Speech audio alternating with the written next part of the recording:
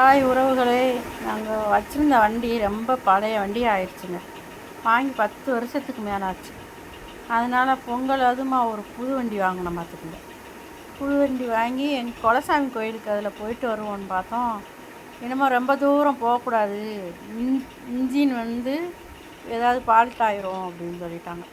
சரின்ட்டு நாங்கள் போகாமல் இருந்துட்டோம் பார்த்துங்க. சரி, இன்ஜின் ரிப்பேர் ஆயிருன்னு சொல்கிறாங்களேன்ட்டு நாங்கள் போகலைங்க. சரின்ட்டு நல்ல நாள் அதுமா கடை வியாபாரம் வேறு கொஞ்சம் நல்லா ஓடுமா, அதையும் ஒரு பக்கம் யோசிச்சுட்டு பஸ்ஸில் போவோமான்னு யோசித்தோம். கடை வியாபாரம் நல்லா ஓடுங்கவும் சரின்னு அப்படியே இருந்துட்டோம். அதுக்கப்புறம் பார்த்திங்கன்னா இன்றைக்கி காலையில் என் மகன் நாங்கள் கோயிலுக்கு போக போகிறோம், குலசாமி கோயிலுக்கு தான். போயிட்டு அவங்க மாமனார் வீடு அங்கே தான் பக்கத்தில் இருக்குது. அப்படியே நாங்கள் அங்கே போயிட்டு வரோம், வண்டி சாவியை கொடுமான்னு கேட்டேன். உடனே ரொம்ப தூரத்துக்கு போகக்கூடாதுன்னு சொல்லியிருக்காங்கடா, இன்ஜின் ஃபால்ட் ஆயிருமா அப்படின்னு சொன்னால் அவன் சொன்னால் புரிஞ்சுக்கிட மாட்றாங்க. சரின்னு அவங்க அப்பாட்ட சொன்னால் இந்த மாதிரி கேட்குறான் வண்டி சாவியை, என்ன செய்ய அப்படின்னு சொல்லவும், இன்ஜின் ஏதாவது ரிப்பேர் ஆச்சுன்னா அப்படின்னா அவனை தான் பார்க்க சொல்லணும் அப்படின்னு சொல்லிட்டாரு. சரின்னு கொடுத்து விட்டேங்க. ஒரு இடத்துக்கு போகக்கூடாதுன்னு சொல்லியும் அவன் அதை கேட்குறான். கேட்குறது நம்ம பிள்ளை, மறுக்கவும் முடியல எங்களால். அப்புறம் என்னங்க செய்ய, சரின்னு கொடுத்துட்டோம். பார்த்திங்கன்னா காலையில் வெள்ளனை கொடுத்து விட்டோம். அது நாங்கள் வண்டி சாவி கொடுத்து விட்டது என் பொண்ணுக்கு தெரியாது. பெரிய பொண்ணு என் கூட தான் இருக்குன்னு சொன்னேன்ல, மருமகன் வெளிநாட்டில் இருக்கார், அதனால் அந்த பிள்ளை என் கூட தான் இருக்குது.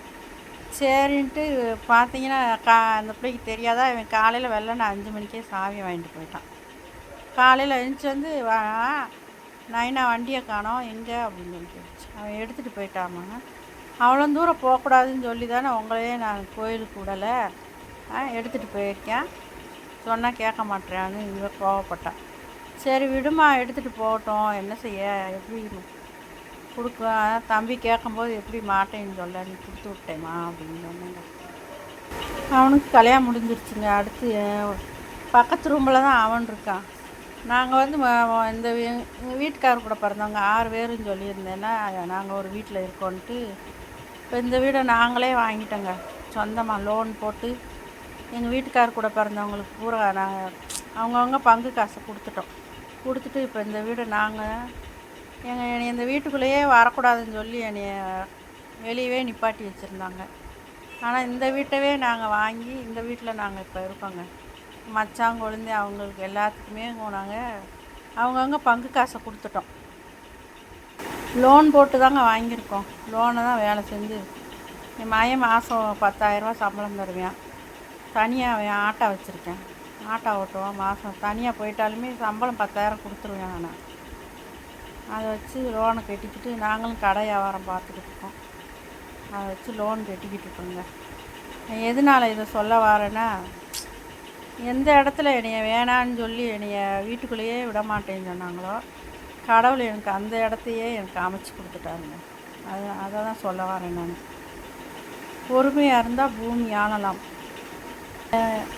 நாங்கள் அந்த வீடு வாங்குறதுக்கு எங்களுக்கு ஒரு குழந்தைந்தாங்க எங்களுக்கு சப்போர்ட்டாக இருக்கார். அதனால தான் நாங்கள் இந்த வீடே வாங்க முடிச்சிச்சு. அது இல்லாமல் எங்கள் மாமியாவை நாங்கள் தாங்க பார்த்துக்கிட்டோம். லாஸ்ட்டு அது இறந்து போச்சு. இறக்கும் தண்டியும் எந்த மகனும் பார்க்க மாட்டிட்டாங்க. எங்கள் வீட்டில் தான் இருந்துச்சு. நானும் எங்கள் வீட்டுக்காரர் தான் சாகந்தண்ணி நல்லா பார்த்துக்கிட்டோம். அதுவே எங்களுக்கு போதுங்க. அது ஒரு புண்ணியம் எங்களுக்கு. பெற்றவங்களை பார்த்தா புண்ணியம் தானங்க.